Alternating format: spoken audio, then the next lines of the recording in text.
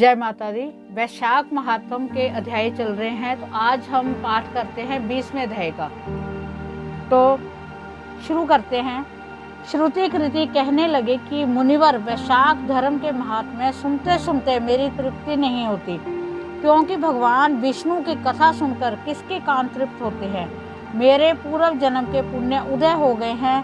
मैं आपके मुख से निकले अमृतमयी वचनों को पान करके मैं कृतकृत्य हो गया हूँ।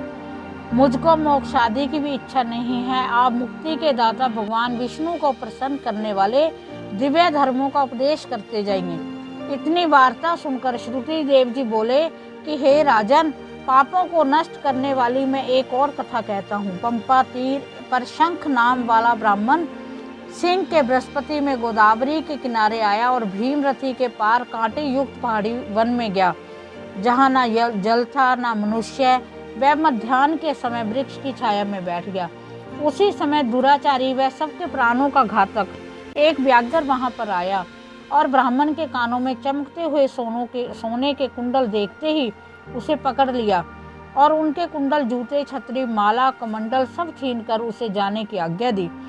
वह ब्राह्मण उस दुष्ट से छुटकारा पाकर धूप से जलते हुए उस कांटेदार वन में नंगे पैरों प्यासा हाय हाय करता हुआ कहीं ठहरता कहीं चलता चला जा रहा था कि उसके दया युक्त हाय हाय शब्द सुनकर वह व्याघ्र, जो कठोर हृदय, पापी एवं धर्म विमुख था, उसके हृदय में दया उत्पन्न हुई और उसने अपने मन में सोचा कि इस ब्राह्मण का मैंने सब कुछ हर लिया।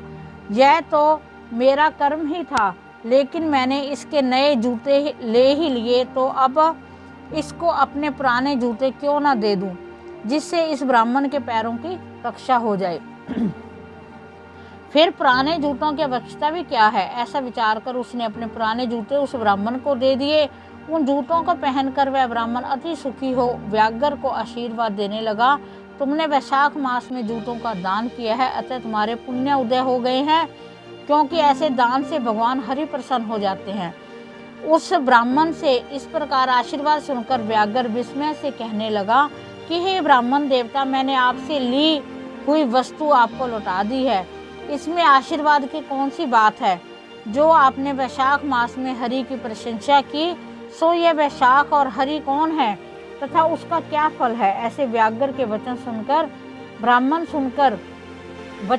ब्राह्मण शंख विचारने लगा और कि सब कर्मों का फल जन्मांतर में ही मिलता है। अतः ब्राह्मण बोला, हे व्याघ्र, तुमने मुझको पाप नाश करने वाले जूते दान किए हैं, इससे तेरे पूर्व जन्म के पुण्य उदय हो गए हैं। भगवान तुम पर प्रसन्न हैं।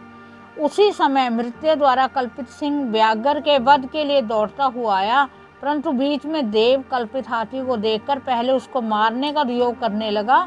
फिर उस वन में उस सिंह और हाथी का घोर संग्राम हुआ, जिससे वह दोनों थककर गिर गए और एक दूसरे को देखने लगे। सब पापों को नाश करने वाले जो कथा मुनि ने व्याघ्र को सुनाई थी, वह उन्होंने भी सुनी, जिसके सुनने मात्र से ही उनके सब पाप नाश हो गए तथा पापों से मुक्त होने के कारण वह पशु योनि को त्याग दिव्य शरीर धारण कर दिव्य विमानों में बैठकर अप्सराओं से सेवित हाथ जोड़कर खड़े हो गए। उस मुनि ने उनसे पूछा कि तुम कौन हो और अकारण ही इस वन में एक दूसरे को मारने के लिए क्यों उद्यत हुए? तुम्हारी मृत्यु कैसे हुई? यह सब कथा विस्तार पूर्वक हमसे कहिए। इस प्रकार वैशाख मास का जो 20वां अध्याय है उसका समापन हुआ। भगवान विष्णु जी, भगवान वासुदेव आप सब पर कृपा करें, हम सब पर अपनी कृपा बनाए रखें। माँ लक्ष्मी सबके घरों में विराजमान हो।